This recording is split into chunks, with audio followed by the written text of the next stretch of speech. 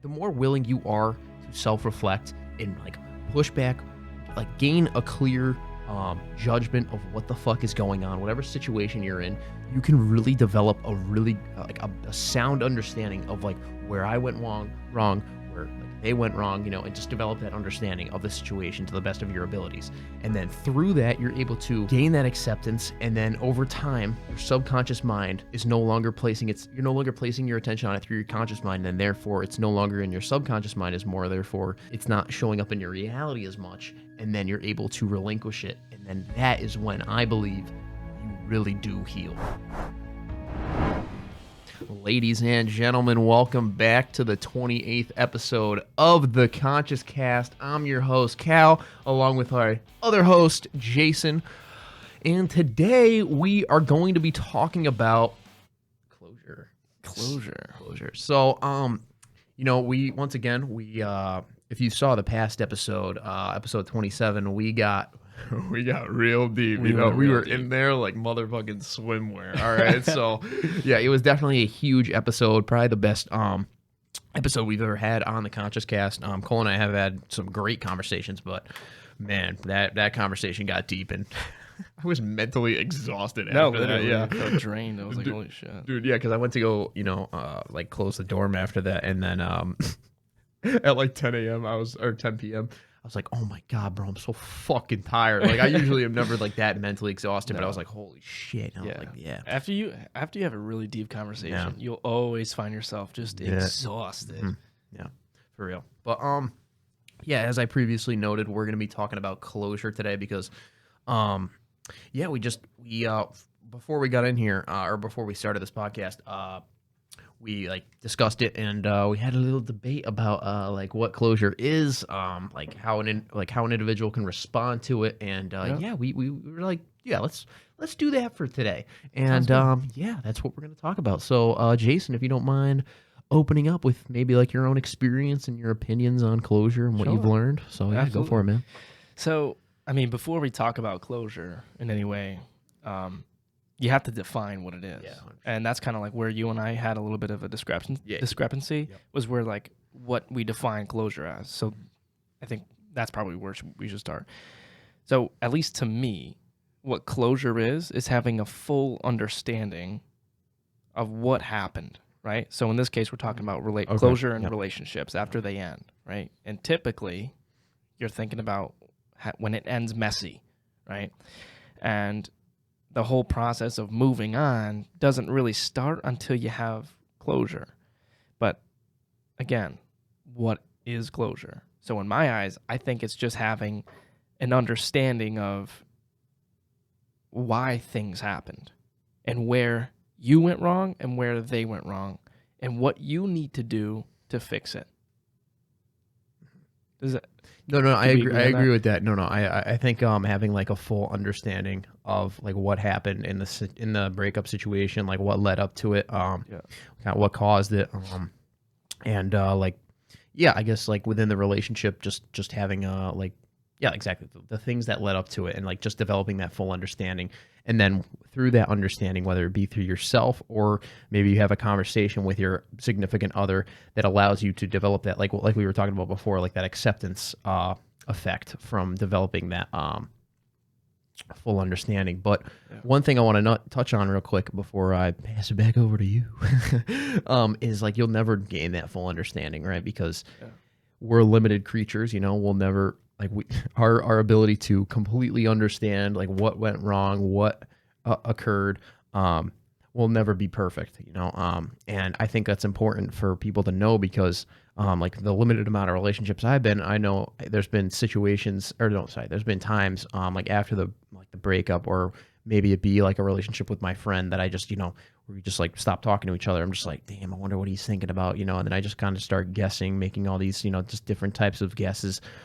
And I was like, eventually I reached out to them, and my guesses weren't 100% accurate. So even though I may have thought I had like that complete understanding, I really didn't. And I think it's also good to honestly reflect. It's good to honestly like look back on like what happened and just being honest with yourself, because like the more honest you are with yourself, I think the better reflection that you will have. And even though it is limited, you'll get as close as possible to that full understanding, even though you won't be able to reach that full understanding.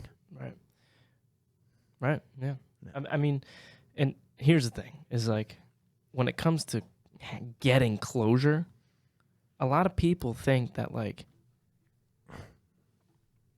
when it comes to getting closure, a lot of people think that they need to have the full understanding from that other person so that they can move on. Yep.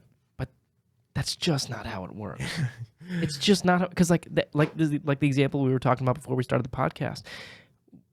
What if they died? Like to that extreme. Mm-hmm. Does that mean you can never have closure ever? No.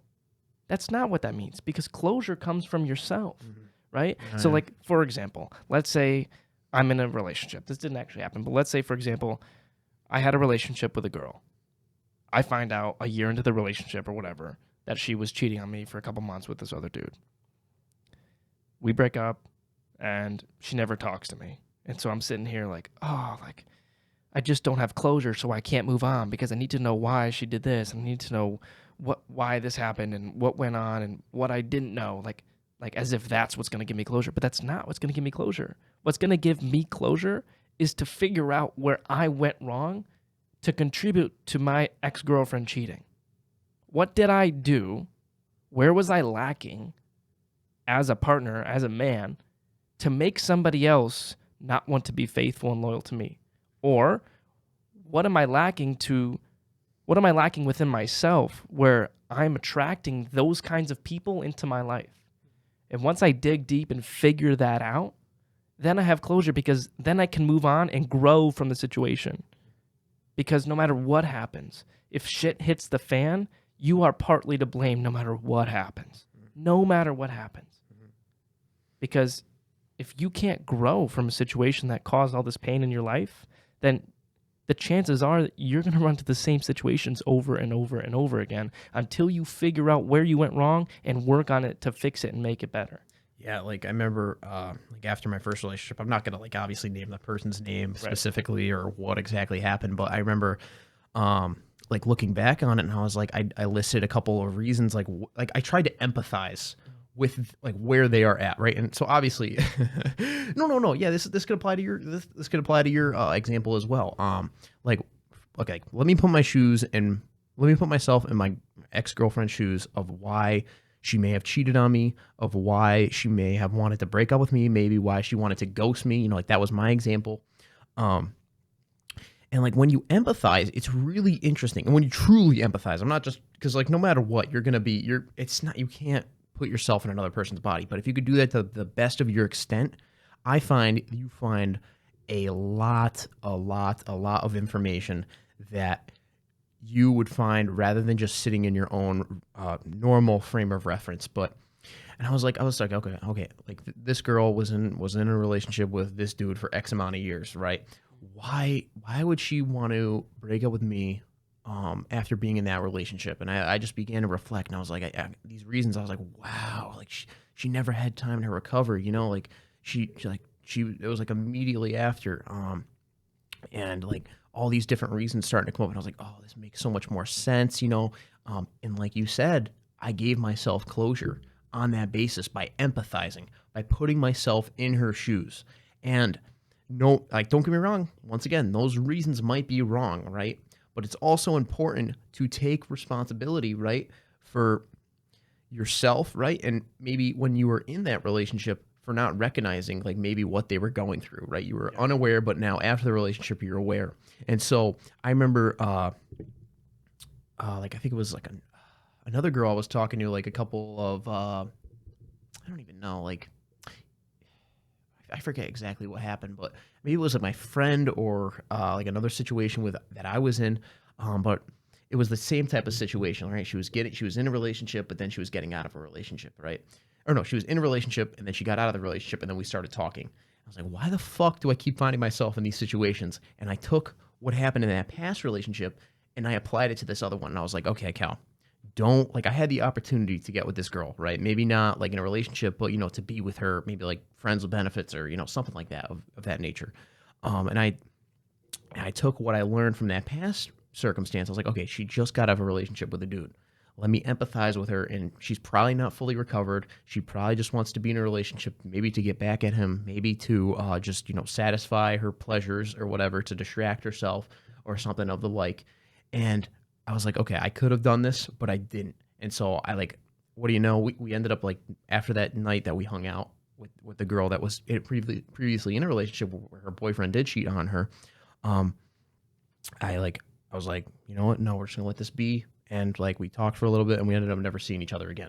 You know, and so it was like that kind of thing where I was like, okay, clearly she just wanted to use me as a means to an end, at least from my perspective. Yep. And she was able to. I don't know where she's at now, but clearly it wasn't that much of a desire to be with me. Right. If you know what I mean. So it was like it was. Although, you know, I wasn't able to, you know, get my pleasurable end that night. Yeah. But, you know, it was like you took what you learned, like you said, you took what you learned from the past relationship, and then you applied it to a future one. That's proof of closure. Exactly. That's proof of closure. Yeah. It's proof of growth from what had happened. Yeah. Right? Because like even in where your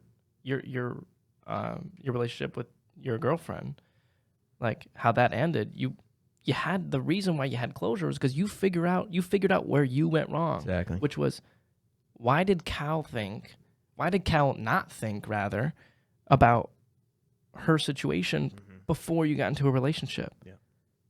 And once you figured that out, you prevented so many further mistakes, right? And that's the problem with people is that they don't even consider their responsibility in closure, especially when situations appear to be all the other person's fault. Like if you get cheated on, you think that the only closure you need is going to come from them explaining why they cheated on you. But that's not the case. Yeah. It's almost never the case.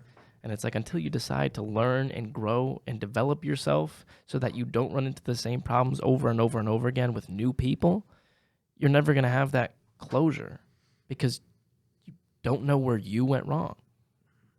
Yeah, and yeah, it's so true, man. Because like you said, like after I reflected, and I saw like their situation, take like the opposite of that when someone doesn't reflect, and then they just go into this like reactive tyrant mode of like, I don't know, maybe they just like post on their Snapchat story of being like, man, fuck this bitch, you know, like maybe she doesn't explicitly or maybe they will like label their name on their Snapchat story, completely immature, you know, just like blocks them on everything, you know, and like sometimes I get it, like if you're in a really bad relationship, like maybe not on your Snapchat story, I don't think there's ever a justifiable reason to just put somebody on blast like that. It's super childish, man. And it's like it's getting everyone else in your private business. Like no one wants to see that. Emotional immaturity. Exactly. Like it's like reality TV. Like come on, like get the fuck out of here, dude. Like I think unless you're in like a violent or just really really verbally abusive relationship, I think almost every single relationship can be like a mutually. It's always a mutual. Always. Every single time if there's something goes wrong, you are always at fault. Always. 100% of the time. I don't care what happened. I don't care who was involved. You are always to blame somehow, some way, shape, or form. Always. I agree with that, but I was more so talking about like the breakup part of it. You know, like I think it is like like you said, you are to blame no matter what.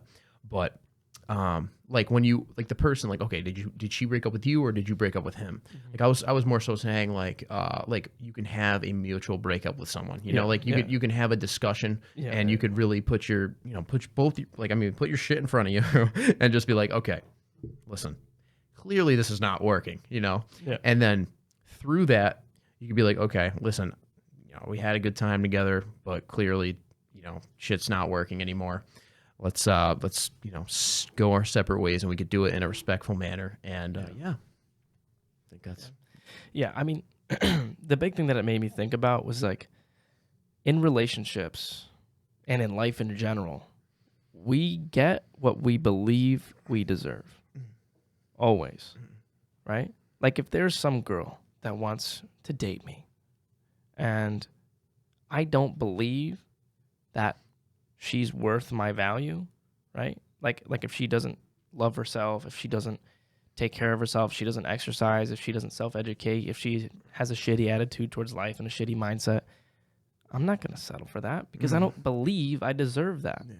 But a lot of people always come up to me and say, Jay, I just don't understand. I keep running into all these shitty ass dudes, or my favorite quotes are, all these girls are just hoes, or all men are trash. It's generalizing. Like, well, it's like, listen, if you're running into all these trash men over and over and over again, maybe it's not all the men. It's probably you. Yeah. But people really don't want to take responsibility. They don't want to reflect like, hey, where could I have been going wrong to keep running into these guys over and over again? And that's where it comes back to in relationships, we get what we believe we deserve. And if you don't truly believe you deserve anything more than these trash ass dudes, you're going to keep settling for trash ass dudes until you work on yourself. But people don't want to admit that. People don't want to take responsibility. And that's why you're going to continue to run into the same problems until you fix you. Because the more you keep pointing fingers, the more you're no longer going to take responsibility. And until you take that responsibility, you're going to keep running into the same problems. Yeah, it's like really changing that environment that you're around. And like okay, sorry, I should step back for a second. Through like self-reflecting and then reevaluating like what you believe you deserve, then that'll change your environment of like I guess you could say, individuals that you're, I guess, trying to have a partnership with or something like that. And so I think that is really interesting because it is like, I think a common saying is like opposites attract. Like, and then I remember in my psychology class, it was like, no, it's actually the complete fucking opposite. Like you attract who is like most similar to you. Yeah. And so in a sense, like if you're attracting negativity, right, you're most likely negative, you know? And like, don't get me wrong. Like I can understand, like if you like, if you're on Tinder or something like that, and then like you run into a hot chick, you know, and like something like that, you know, but I'm talking more so on like a relationship level, not just like a fling type of thing. If you're attracting people who are similar to you that are negative, and like constantly, and that's just like negative. I think definitely it's you're attracting who you are, and in that sense, like unless you're conscious of that and you have the ability to, like be aware of it, then you're just going to be stuck in that kind of like state where you're just gonna be like, why is this happening to me? Why does so and so, like you're gonna be a victim of your own circumstance. Rather than taking responsibility and realizing that you have the options to choose to make a difference. And this is like 101 existentialism. Yeah. Like, yeah, it's fucking awesome, dude. Like you have the freedom to choose. Like you have the freedom to change yourself. Yeah. And like through that, if you're like, man, I'm stuck with this negative ass dude. I'm never gonna get out of this relationship. Yeah. Why me? Like. Yeah. Bro, sorry for giving you your rape. I was like, dude, you can change. You can make choices that can change, even though you think you can't. Yeah. A lot of people stay in shitty relationships because they would rather point the finger rather than take responsibility for what they can take responsibility for. Mm-hmm. And listen, I understand there's going to be a lot of situations that come up where your girlfriend or your boyfriend is the person that's causing majority of the problems, whether they're controlling or they're cheating or they're abusive. Like, there's fucked up shit, and I get it. Yeah. But until you decide where you're going wrong, you're never going to move on. Because the truth of the matter is you're going to get what you believe you deserve. And if you believe you deserve somebody that's going to abuse you or treat you like shit or cheat on you or whatever, you're going to stay with them until you grow yourself, until you take responsibility for where you're actually going wrong. And that's just the truth. But people would rather point the finger than take responsibility. Yeah. And I think like a situation that I've been in is like one time, like I was in a relationship with this girl. She was like absolutely stunning, like beautiful, right? But like our personalities did not match, right? And it was just bad. Like it was just like I felt stressed out when I was around her, and like for me to be stressed out around a person, like ooh, you got yikes. Yeah, it's hard for me to be stressed out around people. Like obviously there's situations where we're all stressed out, but I mean like continually stressed. And I was like, I remember I was talking to one of my friends. I was like, but she's so hot. I can't get rid of her, man. Like I just like, come on. And like I don't know. My question to you is like, for an individual that's in a relationship where, because I think this is for a lot of people, like they're only staying with the person merely because of their looks, not really because of their personality, and they're just like putting up with all this like I guess personality, you know, just distress, and like it's clearly not matching. They don't like being around them. They're only around them for like their body, right? Right. Which I think is for a lot of people. Maybe not, but No, if I had to make an educational for guess, sure. I would Especially kids say our so. age, for But, sure. but like, what would you say to a person that's like, Jay, I am in a shitty relationship, but she's just so hot, bro. I can't leave her. Well, Like, I'm afraid to leave her. I mean, it's hard because it's not necessarily a black and white answer that I can give, course, like some generic cookie cutter thing that like if you're with someone because they're hot, then you need to do X, Y, and Z. But an overwhelming majority of the time, the main problem is where you're attaching your sense of self-worth to.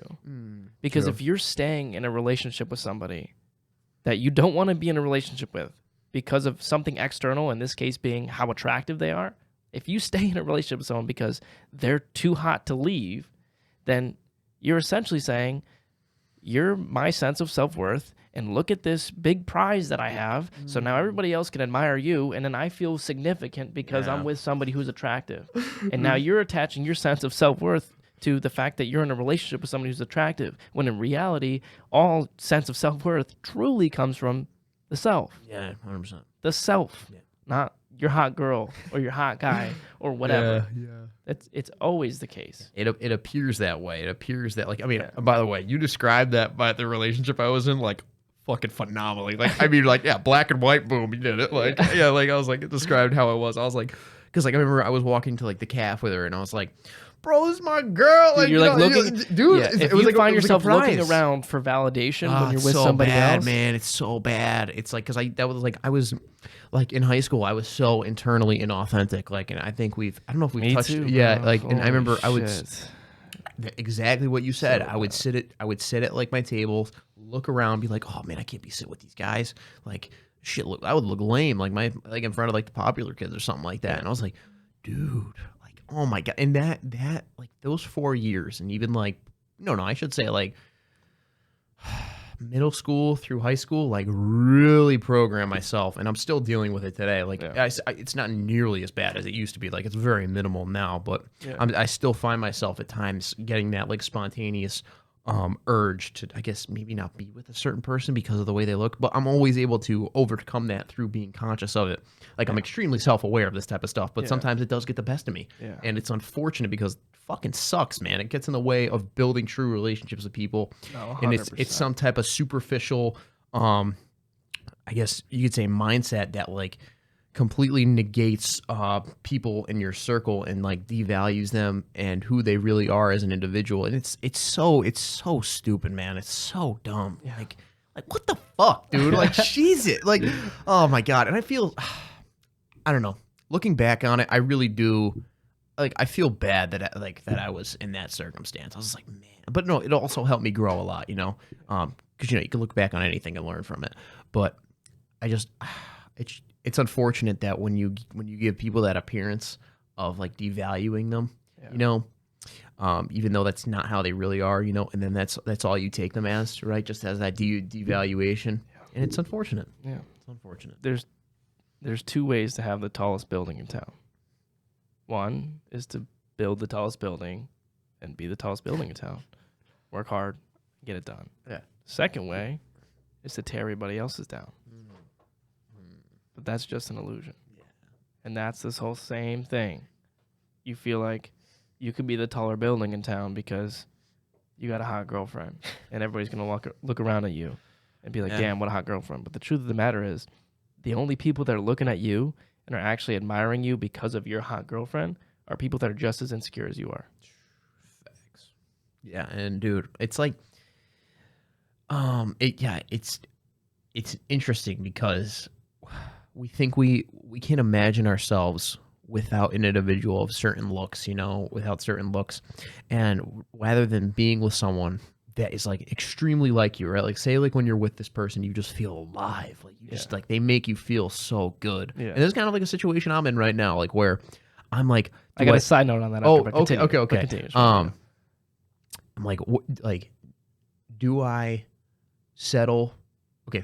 So in terms of like your ego, right? And then like your ego doesn't want to settle for this person, I guess, that your ego considers to be maybe not as hot, right?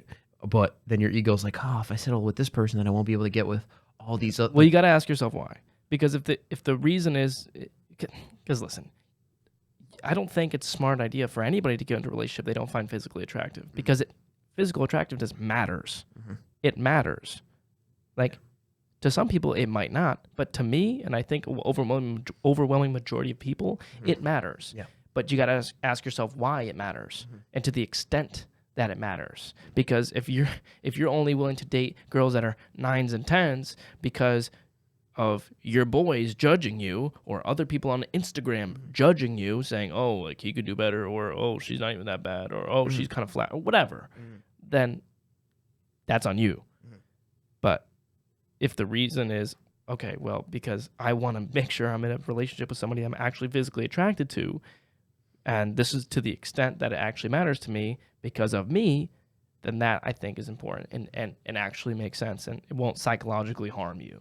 But when that sense of importance is coming from an external factor, that's when it gets messy. Yeah, for sure, and I agree. And I remember, like, physical attractiveness is like the thing that pulls individuals together initially, and then over time, it's that personality that comes in, and that they're able to, build that relationship over time. Yeah, exactly. And I think in terms of, like, another thing that you mentioned, like, physical attractiveness, the way they look is very important. And I don't think I wasn't trying to completely throw that out the window when I was saying that, but of course. More so, like, okay, if you look at a person, clearly you could tell if they take care of themselves or not, right? And so, like, you could see, okay, do they work out? Maybe I don't know, like, you could kind of tell like a little bit about their habits, by just kind of looking at someone, just like, okay, do they take care of themselves? Do they work out? How are they presenting themselves? And I think that also is important too. But you could tell by the way somebody walks. Yeah. Like, like the serotonin is which is the neurochemical that's in everybody.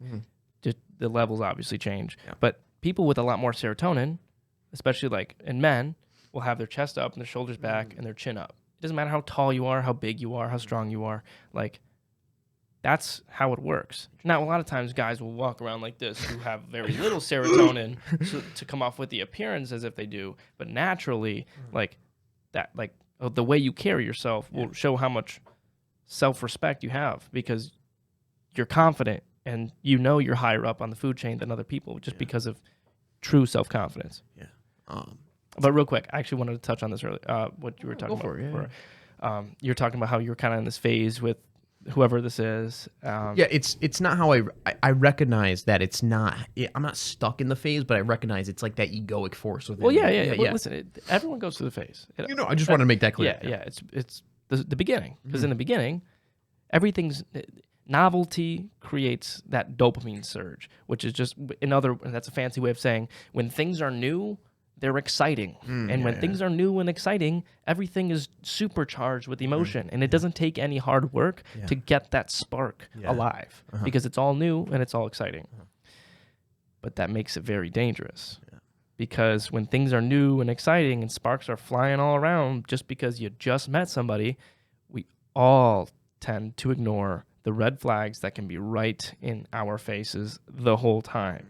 And then you'll get into the relationship, and then 6 months, a year, 2 years down the road, the red flags will poke their ugly heads up, even though they were there the whole time, but you just had refused to acknowledge them.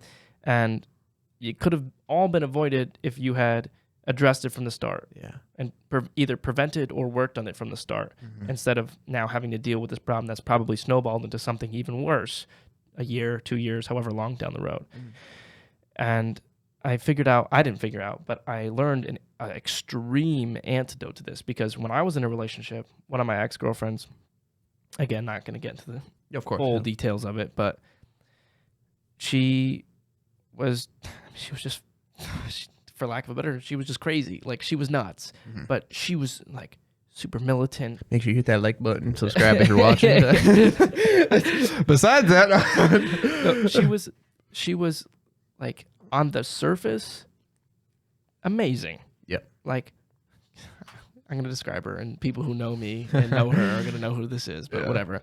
She worked her ass off, like, super, super smart, very sweet to people, like very kind, like worked, like so disciplined, like truly, like you would believe she was the most confident and sexy girl you've ever met. And I got into a relationship with her, and then like 6-7 months into the no, it was like probably less than that. A couple months into the relationship, I started realizing like she was lying about like random stupid little stuff. I mean, she had been lying the whole time about random stupid little stuff, but like, like if I went and did this, and you were like, and then you said, "Hey Jay, like, did you just fix the mic?" I'd be like, "Why'd you just fix the mic?" I'd be like, "Oh, I didn't fix the mic," and you'd be like, "I just saw you fix the mic," and then it's weird. Why are you lying about that? Like, I wasn't lying about that. Like, just weird stuff like that that like she would have no reason to lie about. Snowballed into figuring out like she's probably an undiagnosed pathological liar. Like, had all these issues, whatever. But there were red flags from the start that I had been willfully blind towards because she was sexy and disciplined and worked on herself, which were major like turn-ons for me. We're like that's what I want in a girl, but like honesty is a huge value as well, and like facts. that ruined the relationship. But I went on a huge tangent talking about personal story, but essentially what I'm getting at is the way to ignore. Okay, let's restart this. The way to make sure you're not ignoring red flags when you're in the honeymoon phase of a relationship right in the beginning is to make a list of everything you can want in a partner. Everything. I got this idea from Tony Robbins. He said he wrote down anything and everything he could possibly think of, whether it was physical, mental, spiritual, anything. Like to a T. Your list should be pages long. You could say, I want a 5'2" girl. I want her to I value honesty. I want her to have blue eyes. I want her to have big tits. Like whatever. Like literally every single value you could think of. And then go back through and check off the ones that are absolute musts. Absolute musts, meaning she could have all these other things. She doesn't have that, relationship's over. For example, one of them for me, as I said, was honesty. She could have everything else on the list, but if I'm not with a woman who's 100% honest as she can be with me, I can't be in a relationship with you. It doesn't matter if you meet every other criteria. It doesn't matter because it's an absolute must. And I went back through, so I had a list of like, I don't know, probably like 300 things. Once you start going, you'll just keep writing. You're just your juices are flowing. Like you're writing down everything. Most of them are irrelevant and actually not important, but it's just the point is to just write down everything you could possibly think of, go back through, check them off. And I ended up with like 10 to 15 things that were absolute musts. Absolute musts. And when I got into the honeymoon phase, so this was after my shitty relationship, and then when I got to the honeymoon phase with another girl, I was like, all right, like I think I want to like make it a fit. I think I want to like actually start dating this girl, like take things seriously with her, like settle down. And I was like, okay, but like let me go back to the list. Like let me make sure I'm not ignoring anything. Sure enough, dude, there was like 3 things on the list I knew I was ignoring. And I was like, fuck. And the next time I hung out with her, I was like thinking about it. I was monitoring it, and I'm like, we're hanging out. I'm just like,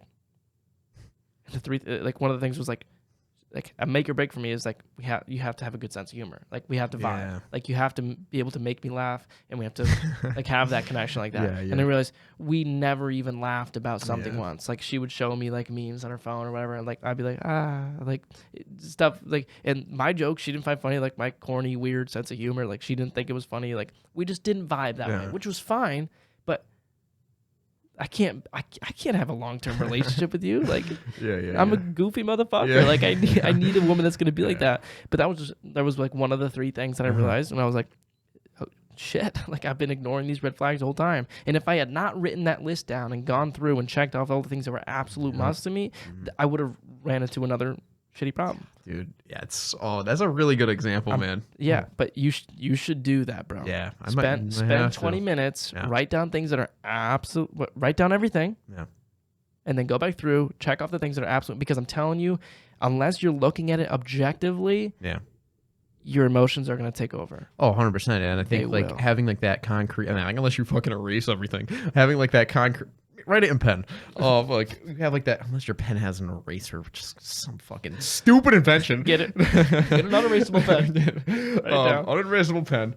And like, because you have like that concrete material thing in front of you that like you can't get rid of. Because I think like what you were saying was like, I think also like having a friend to talk to, because like because like it's similar to like the strategy that you said. Let's just say you're doing it by yourself. Your strategy is perfect, right? It's not mine, but yes. No, okay, sorry. So the I strategy. just don't want to take credit for something that's not mine. We have a fraud on our hands.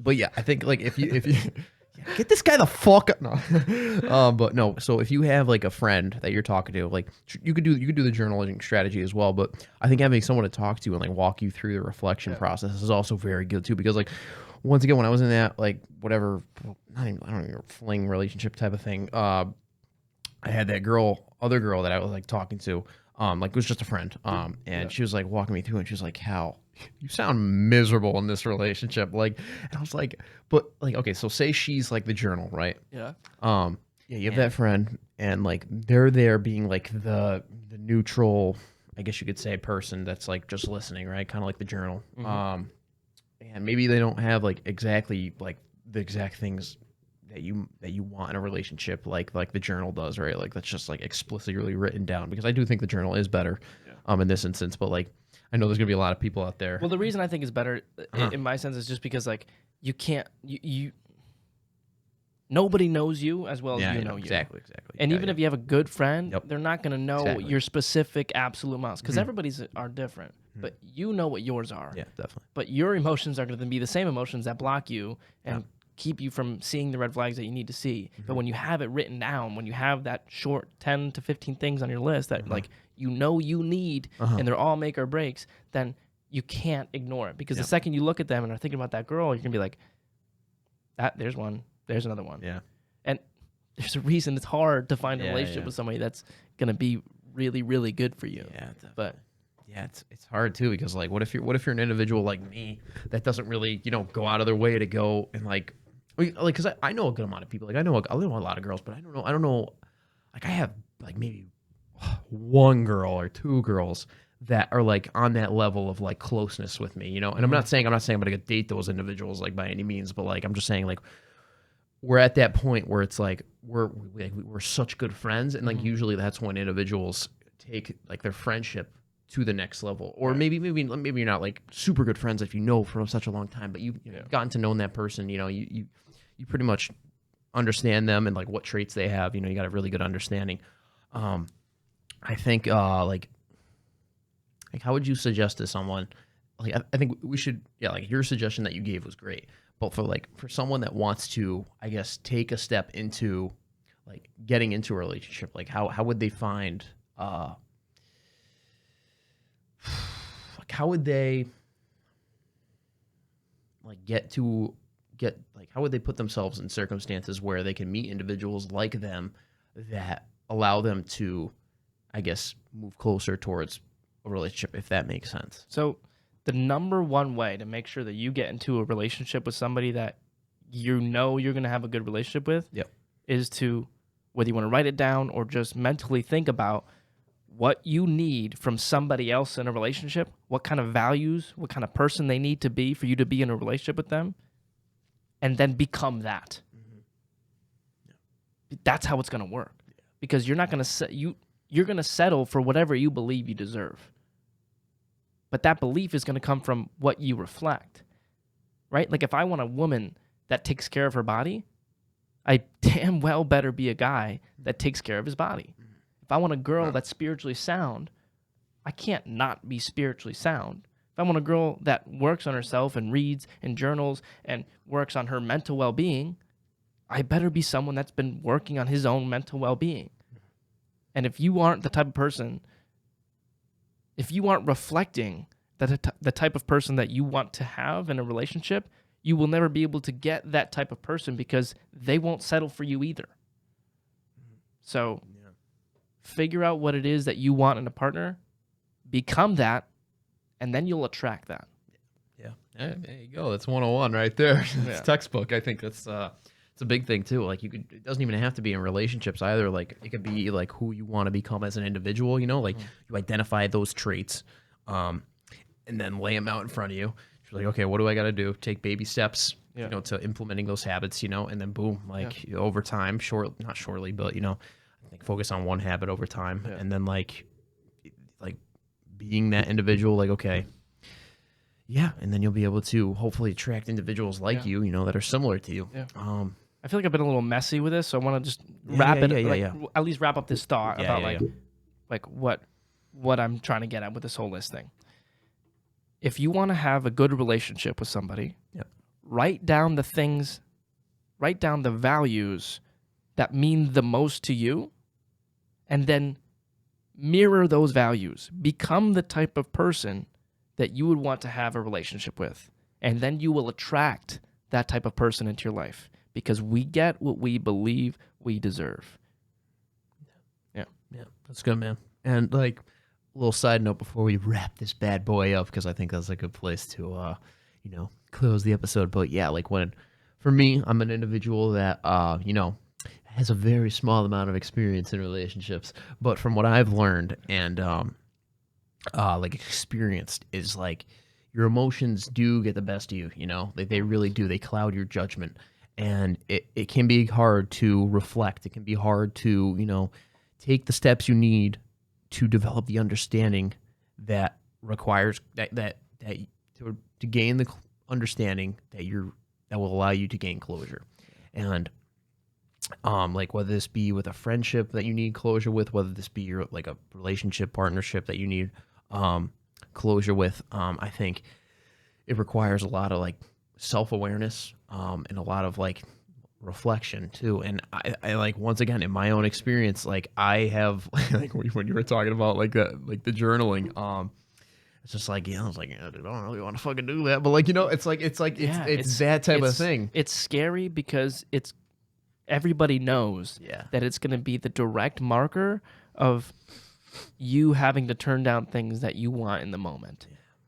Yeah. But it's what you need. Yeah, do it now, because like, just do it now, because it's what everybody needs, dude. Yeah, need that consciousness.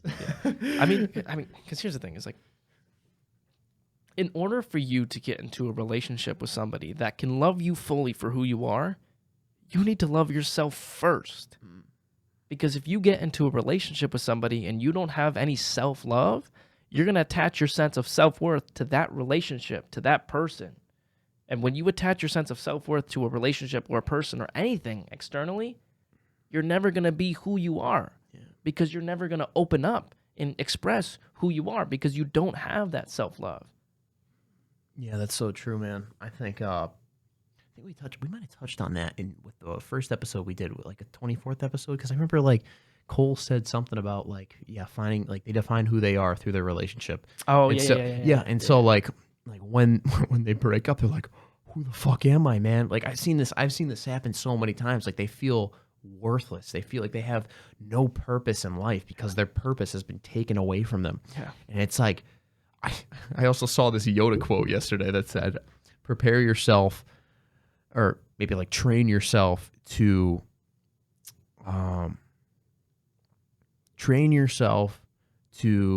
be willing to lose all the things you love, or something along the lines of that. And that's like true. And like that could be applied to so many areas, like just like your attachments, right?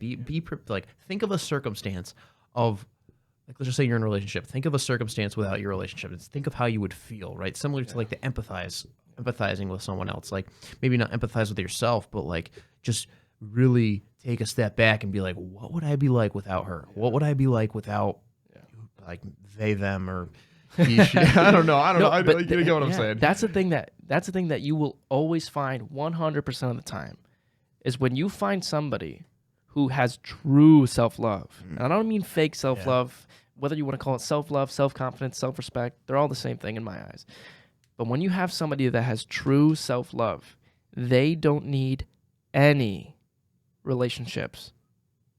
They don't need any relationships, because they have self-love. Self-love. And that is always enough. Self-love is always enough, but it's only enough when it's true self-love, not fake self-love, not body positivity. It's self-confidence, which comes from working on yourself over a long period of time, continually and always. But those people are self-sufficient, and they don't need their mom, they don't need their dad, they don't need a relationship, they don't need anybody, because they have self-love. Yeah. And until you reach that point, you're always going to attach your sense of self-worth to external things, which means you're always setting yourself up for failure. Always. Yeah. You'll be destroyed when those things or those people or those relationships either ruined or perished or shit hits the fan, because you attach yourself to it. And the reason why you attach yourself to it is because you don't have true self-love. And so if you find yourself in a situation where you think, God, if they left me, I would never get over them, you really need to reconsider like how you're spending your time, because you're not doing anything to develop your own sense of self-love. Because if you were, you would have a deep understanding of, I would be okay alone. It's not that if they died or if something happened where you couldn't have that relationship anymore, that you wouldn't be hurt by it or even very, very deeply hurt by it. But it does mean that after a while, eventually you would be okay. It might take a year, it might take a year and a half probably tops, but you would be okay because you have self-love. And if you wouldn't be okay, then you really don't have it. Yeah. And like a big thing too is like time really does heal all wounds. Like it really does, man. Like I don't know, like with time, giving yourself patience, and like along with that self-love, you know, that true self-love of being independent and not wanting to control others to once again satisfy your ego or satisfy this like external purpose that you need, that you're scrambling to get back. You know, like you break up with one relationship, you're like, bro, I gotta get another one. I gotta get another one. And I remember like for me, like just like when I fully like just as time went on and my attention just naturally was no longer on that like past breakup, I noticed that like I noticed that like as my attention was no longer on that subject, it was no longer a significant attachment, and therefore it didn't hold as much weight in my consciousness. And through that, I didn't think of it as much. And when I mean I didn't think of it as much, it wasn't in my subconscious mind as much. And so I think that is a big thing too. Like, yes, time heals all wounds, but through you, the quicker, I don't want to say the quicker, I mean, like, the more willing you are to self-reflect and like push back, like gain a clear judgment of what the fuck is going on, whatever situation you're in, you can really develop a really like a sound understanding of like where I went wrong, where like they went wrong, you know, and just develop that understanding of the situation to the best of your abilities. And then through that, you're able to gain that acceptance. And then over time, your subconscious mind is no longer you're no longer placing your attention on it through your conscious mind. And therefore it's no longer in your subconscious mind as more, therefore it's not showing up in your reality as much, and then you're able to relinquish it, and then that is when I believe you really do heal. Yeah. So, yeah. You're good? I was just saying, yeah, if you're in a relationship and things go south and you end up breaking up, but you decide that for some reason it's all their fault, don't be surprised when you run into the same problems with a different person. Don't be surprised, because no matter what happens, if you are in a relationship with someone and there are problems and you break up because of those problems, you are at fault somehow, in some way, shape, or form. And if you don't think you are, you need to grow the hell up. Yeah. Because otherwise, you're going to bring your same shit to a different table. That's just how it works. Yeah. Because no matter what happens, there's some place, whether it's they're 99% at fault and you're 1% at fault, you got to fix that 1%. And if you don't, it's going to show up somewhere else. It's going to. Yeah, for sure. Yeah. Yeah, because, like, yeah, I mean, you really got to heal before you get into something new. And just really, like, learn.